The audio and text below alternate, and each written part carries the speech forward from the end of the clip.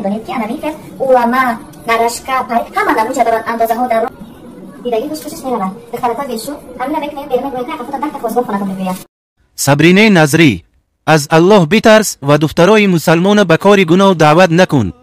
موی گذاری کردن زن گناهی کبیره و سببگار لعنت پروردگار می شود. گناهان خودت کم که باز گناهان دیگران را به دوش میگیری.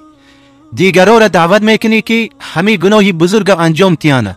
در روایت بخاری و مسلم آمده است که پیامبر خدا صلی الله علیه و سلم میفرماید الله لعنت کرده است زنی را که بر موهای خود موی میچسباند و زنی را که کسب و کارش چنین است.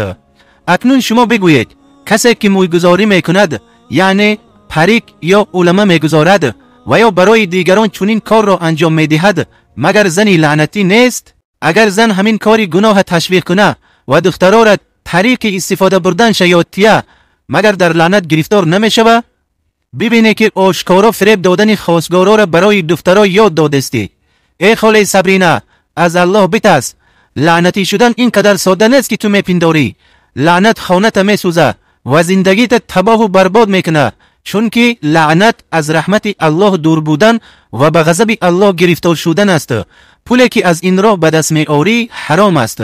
خاله صبرینه به خاطر دنیای دو روزه آخرت خودت نسوزان. آیا میدانی که هر زنی اگر به همین رکلم تو همین گناهی بزرگ انجام تیه تو هم در گناه شریک میشی؟